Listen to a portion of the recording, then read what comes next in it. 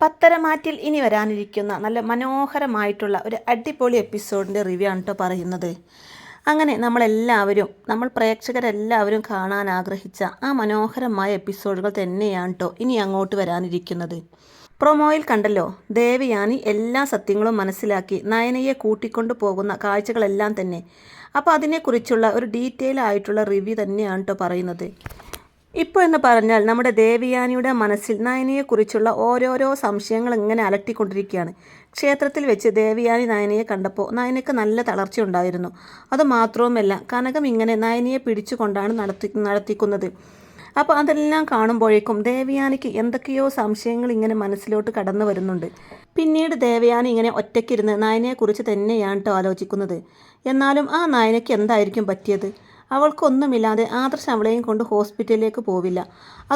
അതുമാത്രവുമല്ല, ഈ ഇടയായിട്ട് ആദർശും ജയേട്ടനും അവളെ പുകഴ്ത്തുന്നത് കുറച്ച് കൂടുതലാണ്. ഇനി എന്നെ സഹായിച്ചത് അവളായിരിക്കോ? അതോ ഇനി അവൾക്ക് വേറെ എന്തെങ്കിലും അസുഖമായിരിക്കോ? ഒന്നും മനസ്സിലാകുന്നില്ലല്ലോ. എന്തൊക്കെയാ ഇവിടെ നടക്കുന്നത്? അതുമല്ല, ഇനിയിപ്പോൾ പൂജാരി പറഞ്ഞല്ലോ, എനിക്ക് നടത്തുന്ന അർച്ചനകളെല്ലാം തന്നെ അവൾക്കും ചെയ്യാറുണ്ടെന്ന്. എനിക്കും അവൾക്കും ഒരുപോലെ അർച്ചന നടത്താൻ എന്നെപ്പോലെ അവൾക്കും അസുഖമുണ്ടോ എന്നൊക്കെ ചിന്തിച്ചു തല പുണ്ണാക്കുന്നുണ്ട് കേട്ടോ ദേവയാനി. അതേസമയമാണ് നമ്മുടെ മുത്തശ്ശനും മുത്തശ്ശിയും പുറത്തു പോയി വരുന്നത്.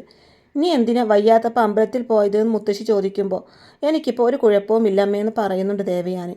തുടർന്ന് ദേവയാനി ചോദിക്കുകയാണ്, അല്ല, എനിക്കിപ്പോൾ വില പിടിപ്പുള്ള ആഭരണങ്ങൾ അമ്മ അവളുടെ വീട്ടിൽ പോയിട്ടാണ് കൊടുക്കുന്നത്. അതിന് മാത്രം എന്ത് സേവനങ്ങളാണ് നമ്മുടെ കുടുംബത്തിന് അവൾ ചെയ്തു തന്നിട്ടുള്ളതെന്ന് ചോദിക്കുന്നുണ്ട് ദേവയാനി. അപ്പോൾ മുത്തശ്ശി പറയുന്നുണ്ട്, സേവനങ്ങളൊന്നും ചെയ്തു തന്നിട്ടല്ല സ്വർണം കൊണ്ട് കൊടുക്കുന്നത്. മോൾക്ക് ഈ വീട്ടിലെ ജീവിതം തീരെ മടുത്തോ എന്ന് ഞങ്ങൾക്കൊരു സംശയം. അതുകൊണ്ട് മോളെ ഒന്ന് സന്തോഷിപ്പിക്കാൻ വേണ്ടിയിട്ടാണ് ഞങ്ങൾ സ്വർണം കൊണ്ട് കൊടുക്കുന്നത് എന്ന് പറയുന്നുണ്ട് മുത്തശ്ശി. അതല്ലാതെ അതിന് പിന്നിൽ മറ്റൊരു ഉദ്ദേശങ്ങളും ഇല്ലല്ലോ എന്ന് ദേവയാനി ചോദിക്കുമ്പോൾ അതിന് മറുപടിയായിട്ട് മുത്തശ്ശൻ പറയും, ഒരു ഉദ്ദേശവുമില്ല. ഈ വീട്ടിലേക്ക് കയറി വന്ന മരുമക്കളിൽ ഞങ്ങൾക്ക് ഏറ്റവും ഇഷ്ടം നയനമോളോടാണ്. നയനയോളം മഹത്വം മറ്റു രണ്ട് മരുമക്കൾക്ക് ഇല്ലയെന്ന് പറയുന്നുണ്ട്. തുടർന്ന് മുത്തശ്ശി പറയും, നിന്നെ എത്രമാത്രം നയനമോൾ സ്നേഹിക്കുന്നുണ്ടെന്ന് നിനക്കറിയാവോ എന്ന് ചോദിക്കുമ്പോൾ അതറിയാൻ നമ്മുടെ മരുമകൾ ഒരിക്കലും ശ്രമിച്ചിട്ടില്ല വസുന്ധരെ. മറ്റുള്ളവരുടെ കൂടെ ചേർന്ന് നയനമോളുടെ കുറ്റം കണ്ടുപിടിക്കാനാണ് ഇവൾക്ക് കൂടുതൽ താല്പര്യം എന്ന് മുത്തശ്ശൻ പറയുന്നതും അതിന് മാത്രം എന്ത് നന്മയാ അവൾ നമ്മുടെ കുടുംബത്തിന് വേണ്ടി ചെയ്തു തന്നിട്ടുള്ളതെന്ന് ദേവയാനി തിരിച്ചു ചോദിക്കുമ്പോൾ ഈ വർഷം നമ്മുടെ കമ്പനിയുടെ പ്രോഫിറ്റ് ഒന്ന് എടുത്തു നോക്കണം. അതിൽ നയനമോളുടെ കയ്യൊപ്പുണ്ടെന്ന് മുത്തശ്ശൻ പറയുന്നതും മുത്തശ്ശി പറയും, അതുമാത്രവുമല്ല, ഇതിനപ്പുറം ചില നന്മകളും മോളി തറവാടിന് വേണ്ടി ചെയ്തു കഴിഞ്ഞു. മോൾക്ക് നിന്നോടുള്ള സ്നേഹം എത്രയാണെന്ന് അളക്കാൻ ഞങ്ങൾക്ക് പറ്റും. എന്നാൽ അതൊരിക്കലും നീ മനസ്സിലാക്കിയിട്ടില്ല എന്ന് പറയുന്നുണ്ട് മുത്തശ്ശി. അപ്പോൾ ദേവയാനി പറയും, ഞാൻ ഇന്ന് അവളെ അമ്പലത്തിൽ വെച്ച് കണ്ടിരുന്നു. അവൾക്ക് എന്തോ അസുഖമുള്ളതുപോലെ എനിക്ക് തോന്നി.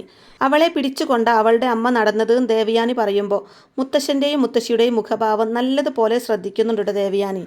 ഇടയ്ക്ക് ആദർശ് അവളെ ഹോസ്പിറ്റലിൽ കൊണ്ടുപോയിരുന്നല്ലോ. വൈറൽ ഫീവർ ആണെന്നാണ് പറഞ്ഞത്. അത് പറഞ്ഞിട്ടിപ്പോൾ കുറച്ച് ദിവസം ആവുകയും ചെയ്തു. ഒരു വൈറൽ ഫീവർ ഇത്രയും ദിവസം നീണ്ടു നിൽക്കുമെന്നൊക്കെ ദേവയാനി ചോദിക്കുമ്പോൾ അത് നിനക്ക് നേരിട്ട് മരുമകളോട് ചോദിക്കാമായിരുന്നില്ലേ എന്ന് പറയൂട്ടോ മുത്തശ്ശൻ. നീ നയനമോളുടെ കാര്യം അന്വേഷിച്ചില്ലെങ്കിലും നിന്റെ കാര്യം ദിവസവും വിളിച്ച് അന്വേഷിക്കുന്നുണ്ട് ആ കുട്ടിയെന്ന് പറയും മുത്തശ്ശി. അപ്പോൾ മുത്തശ്ശൻ പറയുന്നുണ്ട്, ഈ വീട്ടിലുള്ളവരുടെ സുഖത്തിനും സന്തോഷത്തിനും വേണ്ടി, പ്രത്യേകിച്ച് നിന്റെ ആയുസ്സിന് വേണ്ടി ഒരുപാട് പ്രാർത്ഥിക്കുന്ന കൂട്ടത്തിലാണ് നയനമോള്. പ്രത്യേകിച്ച് നിനക്ക് വേണ്ടി സ്വന്തം ജീവൻ പോലും പകുത്തു തരാൻ മടിയില്ലാത്തവളാ നിന്റെ മരുമകൾ. അതൊക്കെ നിനക്ക് മനസ്സിലാകണമെങ്കിൽ നീ നയനമോളെ കൂടുതൽ മനസ്സിലാക്കണം. അതും പറഞ്ഞ് മുത്തശ്ശനും മുത്തശ്ശിയും അവിടെ നിന്നും പോകുന്നുണ്ട് കേട്ടോ. അപ്പോൾ ഇവരുടെ ഇങ്ങനെയുള്ള സംസാരം കൂടെ ഒക്കെ കേട്ട് ദേവയാനിക്ക് വീണ്ടും തൻ്റെ സംശയം കൂടി വരികയാണ് കേട്ടോ. മുത്തശ്ശൻ അവസാനമായി പറഞ്ഞ വാക്കുകൾ വീണ്ടും ആലോചിക്കുന്നുണ്ട് കേട്ടോ ദേവയാനി. ആകെ കൺഫ്യൂഷനിലാവുന്നുണ്ട് ദേവയാനി. ഇനി നയന തന്നെയായിരിക്കുമോ എന്നെ സഹായിച്ചത്, അല്ലെങ്കിൽ വേറെ ആര്? എന്തായാലും അത് കണ്ടുപിടിച്ചേ പറ്റൂ എന്നുള്ള ദൃഢനിശ്ചയത്തിൽ തന്നെയാണ് ദേവയാനി. അങ്ങനെ ദേവയാനിയുടെ മനസ്സിലേക്ക് ഒരു ഉൾവിളി വരികയാണ്. അത് വേറെ ഒന്നുമല്ല, ഹോസ്പിറ്റലിൽ പോയി അന്വേഷിച്ചു കഴിഞ്ഞാൽ സത്യങ്ങൾ തനിക്കറിയാൻ സാധിക്കുമല്ലോ എന്നുള്ള കാര്യം. എനിക്ക് കരാർ നൽകിയത് ആരാണെന്നറിയാൻ ഹോസ്പിറ്റലിൽ ചെന്ന് അന്വേഷിച്ചാൽ പോരെ എന്നുള്ള ചിന്ത ദേവയാനിക്ക് തോന്നുകയാണ്.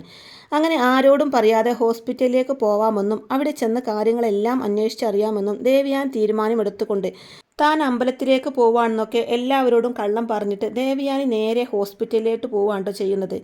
അങ്ങനെ ദേവയാനി ഹോസ്പിറ്റലോട് ചെന്നിട്ട് നഴ്സിനോടായിട്ട് ചോദിക്കുന്നുണ്ട്, എനിക്ക് എൻ്റെ റിപ്പോർട്ട്സും എനിക്ക് കരൾ ദാനം ചെയ്തു തന്ന ആ പെൺകുട്ടിയുടെ റിപ്പോർട്ട്സും കാണണം എന്ന് പറയാണ്. പക്ഷേ നഴ്സ് പറയും, സോറി മാഡത്തിന് മാഡത്തിൻ്റെ റിപ്പോർട്ട്സ് വേണമെങ്കിൽ ഞാൻ കാണിക്കാം, പക്ഷേ ഡോണറിൻ്റെ കാണിക്കാൻ പറ്റില്ല എന്ന് പറയാണ് അവർ. എന്നാൽ ദേവയാനി എനിക്കത് കണ്ടേ പറ്റൂ എന്ന് ശാഠ്യത്തോടെ പറയുമ്പോൾ അവർക്കങ്ങനെ ഐഡൻറ്റിറ്റി വെളിപ്പെടുത്താനൊന്നും താല്പര്യമില്ലെന്നും അത് ഞങ്ങളുടെ എത്തിക്സിന് വിരുദ്ധമാണെന്നും എല്ലാം നഴ്സ് പറഞ്ഞ് മനസ്സിലാക്കാൻ ശ്രമിക്കുന്നുണ്ടെങ്കിലും ദേവയാനി പറയുന്നുണ്ട്, എത്തിക്സിനൊക്കെ വിരുദ്ധമായിരിക്കാം, പക്ഷേ എനിക്കത് കണ്ടേ പറ്റൂ. കാരണം ഞാൻ അത്രമാത്രം ആ കുട്ടിയെ കാണാൻ ആഗ്രഹിക്കുന്നുണ്ട്. അവളെ കണ്ട് അവളോടൊന്ന് നന്ദി പറയണം. അതുപോലെ തന്നെ എന്തെങ്കിലും ഒരു സമ്മാനം ആ കുട്ടിക്ക് എനിക്ക് നേരിട്ട് കൊടുക്കുകയും വേണം. നഴ്സ് വീണ്ടും ദേവയാനിയോടായിട്ട് പറയുന്നുണ്ട്. അതൊക്കെ സമയമാവുമ്പോൾ ആദർശ് സാറും നിങ്ങളുടെ ഹസ്ബൻഡും ഒക്കെ എല്ലാ വിവരങ്ങളും അറിയിക്കുമെന്നൊക്കെ. പക്ഷേ ദേവയാനി കാല് പിടിച്ച് പറയുകയാണ്, ഇനി ഞാൻ ആ കാര്യം അറിഞ്ഞില്ല എങ്കിൽ എൻ്റെ ഹൃദയം തകർന്നു പോവും. കാരണം ആ പ്രായത്തിലുള്ള ഒരു മരുമകളാണ് എനിക്കുള്ളത്. അവൾ എന്നെ ഒന്ന് തിരിഞ്ഞു നോക്കുന്നു പോലുമില്ല. അവളെപ്പോലെ ക്രൂര മനസ്സുള്ള ഒരു വ്യക്തി എൻ്റെ വീട്ടിൽ ഉള്ളിടത്തോളം കാലം ഞാൻ ആ പെൺകുട്ടിയെ എങ്ങനെ സ്നേഹിക്കാതിരിക്കും? ഞാൻ സർജറി കഴിഞ്ഞ് വന്നതിന് ശേഷം എന്നെ ഒന്ന് കാണാൻ പോലും വന്നിട്ടില്ല. അതുപോലെ തന്നെ എനിക്ക് പാലിൽ വിഷം ചേർത്ത് തന്നത് അവൾ തന്നെയാണെന്നാണ് എല്ലാവരും പറയുന്നത്. അങ്ങനെയുള്ള ഒരുത്തിയാണ് എനിക്ക് മരുമകളായിട്ട് വന്നിരിക്കുന്നത്. പക്ഷേ ഒരിക്കൽ പോലും കണ്ടിട്ടില്ലാത്ത ആ പെൺകുട്ടി എൻ്റെ ജീവൻ പോലും രക്ഷിക്കാൻ തയ്യാറായി. അതുകൊണ്ട് അവളെ ഒന്ന് നേരിട്ട് കാണണം എന്നുള്ള ആഗ്രഹം ഇനിയും എനിക്ക് നീട്ടിക്കൊണ്ടു പോകാൻ പറ്റില്ല. ഇപ്പോൾ തന്നെ എന്നെ കാര്യം അറിയിക്കണം എന്ന് ദേവയാനി ആവശ്യപ്പെടുമ്പോൾ നഴ്സിനാണെങ്കിലും ഇത് കേട്ട് ശരിക്കും വിഷമാവുന്നുണ്ട് കേട്ടോ.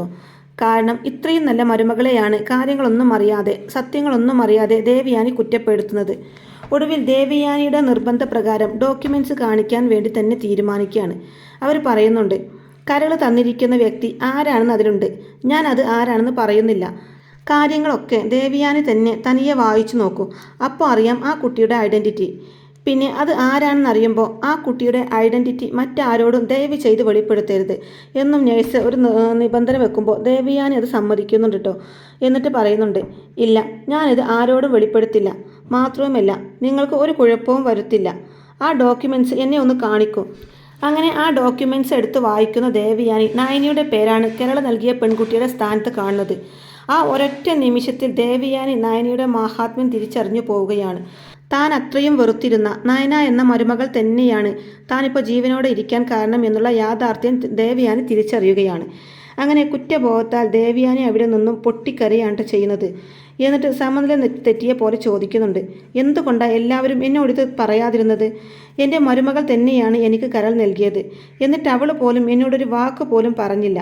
അപ്പോൾ നഴ്സ് പറയുന്നുണ്ട്, അത് മേഡം ഞങ്ങളോട് മൂർത്തി സാറും ആദർശ് സാറും ജയൻ സാറും ഒക്കെ പറഞ്ഞിട്ടുണ്ടായിരുന്നു. മേഡത്തിനെ ഒന്നും അറിയിക്കരുത് എന്ന്. അതുകൊണ്ടാണ് ഞങ്ങൾ പറയാതിരുന്നത്. അത് വേറൊന്നും കൊണ്ടുമല്ല. മേഡത്തിന് ബ്ലഡ് നൽകിയതും ആ കുട്ടി തന്നെയാണ്.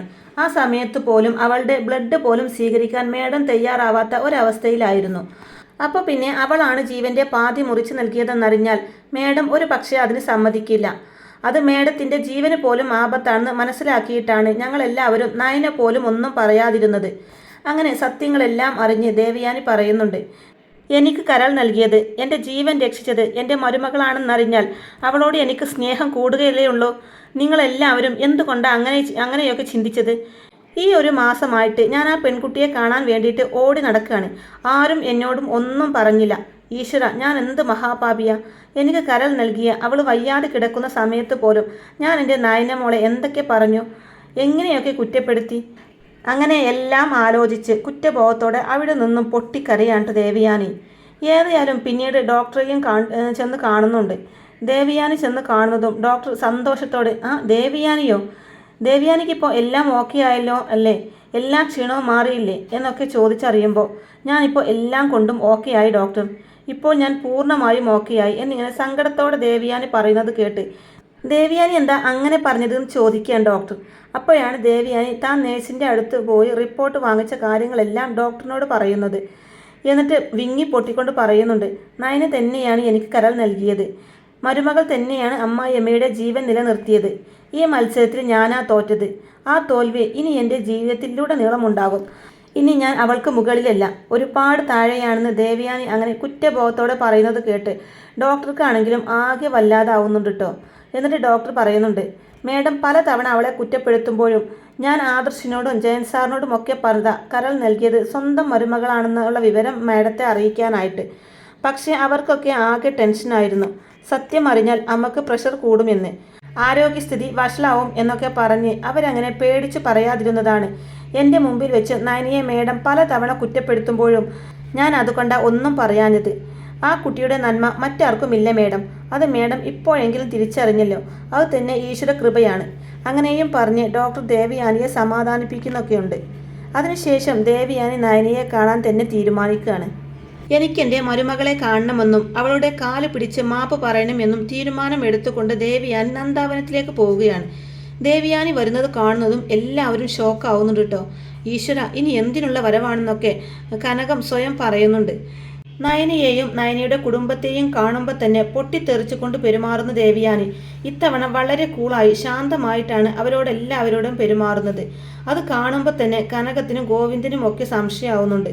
പിന്നീട് നയന എവിടെയാണെന്ന് ചോദിക്കുമ്പോൾ നയന റൂമിൽ കിടക്കുകയാണ് എന്ന് കനകം പറഞ്ഞു കൊടുക്കുമ്പോൾ ദേവയാനി നയനയുടെ റൂമിലേക്ക് ചെല്ലുകയാണ്. എന്നിട്ട് ഒന്നും അറിയാത്ത പോലെ നയനയോട് ചോദിക്കുകയാണ്, നയന, നിനക്ക് എന്താ പറ്റിയത്? അത് പിന്നെ അമ്മേ, എനിക്ക് നല്ല പനിയായിരുന്നു. അപ്പോൾ ദേവയാനി തിരിച്ചു പറയുന്നുണ്ട്, മതി, ഇനിയും എല്ലാവരും കൂടെ കള്ളത്തരങ്ങൾ പറഞ്ഞ് എന്നെ ഒരു മന്ദബുദ്ധിയാക്കിയതൊക്കെ മതി എന്ന് പറയുകയാണ് ദേവയാനി. അപ്പോൾ അത് കേൾക്കുന്നതോട് കൂടി ഗോവിന്ദനും കനകമൊക്കെ ചിന്തിക്കുന്നുണ്ട്, ഈശ്വര, സത്യങ്ങൾ അറിഞ്ഞ് ദേവയാനി ആകെപ്പാടെ കലിപ്പിലാണ് വന്നിരിക്കുന്നത്. ഇനി ഇവിടെ എന്തൊക്കെയാണ് സംഭവിക്കാൻ പോകുന്നത് എന്നോർത്ത് അവരാകെ ടെൻഷനാകുന്നുണ്ട് കേട്ടോ. എന്നാൽ എല്ലാവരെയും ഞെട്ടിച്ചുകൊണ്ട് ദേവയാനി വളരെ ശാന്തമായിട്ട് തന്നെ നയനയോട് ചോദിക്കുകയാണ്, എന്നാലും ഒരു തവണയെങ്കിലും നിനക്ക് എന്നോട് സത്യം പറഞ്ഞുകൂടായിരുന്നോ മോളെ? നിങ്ങൾക്കാർക്കെങ്കിലും എന്നോടത് പറഞ്ഞുകൂടായിരുന്നോ? ജീവന്റെ പാതി പകുത്തു നൽകിയത് നീയാണെന്ന്, എൻ്റെ മരുമകളാണെന്ന് ഒന്ന് പറഞ്ഞുകൂടായിരുന്നോ എന്ന് തുറന്ന് ചോദിക്കുമ്പോൾ അത് പിന്നെ അമ്മേ, അമ്മക്ക് തീരെ എന്നെ ഇഷ്ടമല്ലല്ലോ. ഇത് ചെയ്തത് ഞാനാണെന്നറിഞ്ഞാൽ ഒരു പക്ഷേ അമ്മക്ക് അസുഖം കൂടിയാലോ എന്ന് പേടിച്ചിട്ടാണ് ഞങ്ങൾ ആരും ഒന്നും പറയാതിരുന്നത്. അനിയും എന്നെ കാണാനാണ് വന്നുകൊണ്ടിരുന്നത്, അല്ലാതെ നന്ദുവിനെ കാണാൻ വേണ്ടിയിട്ടല്ലായിരുന്നു. അനി മാത്രമല്ല, അച്ഛനും മുത്തശ്ശനും മുത്തശ്ശിയും ഇളയച്ചനും എല്ലാവരും എന്നെ കാണാനാണ് വന്നിരുന്നത്. ഇതെല്ലാം നവ്യേച്ചിക്കും അറിയാമെന്ന് പറയുന്നുണ്ട് നയന. ദേവയാനി പറയുന്നുണ്ട്, മനസ്സിലായി മോളെ, എനിക്കും ജലജക്കും ജാനകിക്കും അനാമികക്കും ഒക്കെ മാത്രമേ ഒന്നും അറിയാത്ത ഉണ്ടായിരുന്നുള്ളൂ അല്ലേ? എന്നാലും എൻ്റെ പൊന്നു മോളെ, ഇനി നിന്നെ ഇവിടെ നിർത്താൻ ഞാൻ ഉദ്ദേശിക്കുന്നില്ല. നിനക്കൊരു വാശി ഉണ്ടായിരുന്നല്ലോ, നിന്റെ അമ്മായിയമ്മ വന്ന് വിളിച്ചാൽ മാത്രമേ നീ വരികയുള്ളൂ എന്ന്. അതുകൊണ്ട് ഞാനിപ്പോൾ പൂർണ്ണ മനസ്സോടെ നിന്നെ എൻ്റെ മരുമകളായിട്ട് രണ്ടാമതൊരു ജീവിതം ആരംഭിക്കാൻ വേണ്ടി ക്ഷണിക്കുകയാണ്. വാശിയും വിദ്വേഷവും ഒക്കെ അവസാനിപ്പിച്ച് നിന്നെ എൻ്റെ മരുമകളായിട്ടല്ല, സ്വന്തം മകളായിട്ട് തന്നെ സ്നേഹിക്കാൻ പോവുക. ഇത്രയും നാളും നിന്നെ ദ്രോഹിച്ചതിനെല്ലാം എനിക്ക് പ്രായശ്ചിത്തം ചെയ്യണം മോളെ. അതുകൊണ്ട് നീ എൻ്റെ കൂടെ അനന്തപുരിയിലോട്ട് വരണം എന്ന് പറഞ്ഞ് ദേവയാനി ക്ഷണിക്കുകയാണ് നയനയെ. നയനയാണെങ്കിലും ഇതെല്ലാം സ്വപ്നമാണോ യാഥാർത്ഥ്യമാണോ എന്ന് പോലും അറിയാൻ കഴിയാത്ത സാഹചര്യത്തിൽ നിൽക്കുകയാണ് കേട്ടോ. ഇതിൽ പരം ഒരു സന്തോഷം എനിക്കിനി ജീവിതത്തിൽ കിട്ടാനില്ലെന്ന് പറയുകയാണ് നയന ദേവയാനിയോട്. കനകം പറയുന്നുണ്ട്, അയ്യപ്പ ദർശനത്തിന് പോയ അയ്യപ്പന്മാരുടെ പ്രാർത്ഥനയുടെ ഫലമായിട്ടാണ് ഇങ്ങനെയൊരു നല്ല കാര്യം നടന്നത് എന്ന്. അങ്ങനെ നീ ഇനി ഇവിടെ ജീവിക്കേണ്ടവളല്ലെന്നും അനന്തപുരി കൊട്ടാരത്തിലാണ് കഴിയേണ്ടതെന്നും അവിടുത്തെ മൂത്ത മരുമകളാണ് നീ, ആ സ്ഥാനവും അവകാശവും എല്ലാം നിനക്കുള്ളതാണെന്ന് പറഞ്ഞ് ദേവയാനി നയനയെ കൂട്ടിക്കൊണ്ടു പോവാൻ ശ്രമിക്കുമ്പോൾ നയന പറയുന്നുണ്ട്, എനിക്കെൻ്റെ അമ്മയുടെ സ്നേഹം മാത്രം മതി എന്ന്. ഏതായാലും ബാഗൊക്കെ പാക്ക് ചെയ്ത് ദേവയാനിയുടെ കൂടെ നയന പോവാണ് കേട്ടോ. ആ ഒരു സന്തോഷ നിമിഷം കണ്ട് കണ്ണ് നിറഞ്ഞു പോവുകയാണ് ഗോവിന്ദനും കനകവും നന്ദുവിനും ഒക്കെ. അപ്പോൾ ഇങ്ങനെയൊക്കെയുള്ള നല്ല ശുഭമുഹൂർത്തങ്ങൾ അടങ്ങിയിട്ടുള്ള നല്ല അടിപൊളി വിശേഷങ്ങളൊക്കെയാണ് കേട്ടോ ഇനി പത്തരമാറ്റ് സീരിയലിൽ വരാനിരിക്കുന്നത്. അപ്പോൾ ഈ ഒരു റിവ്യൂ ഇഷ്ടമായിട്ടുണ്ടെന്നുണ്ടെങ്കിൽ വീഡിയോ ലൈക്ക് ചെയ്യാനും ചാനൽ കൂടി ഒന്ന് സബ്സ്ക്രൈബ് ചെയ്ത് സപ്പോർട്ട് ചെയ്യാനും മറക്കല്ലേ ഫ്രണ്ട്സ്. താങ്ക്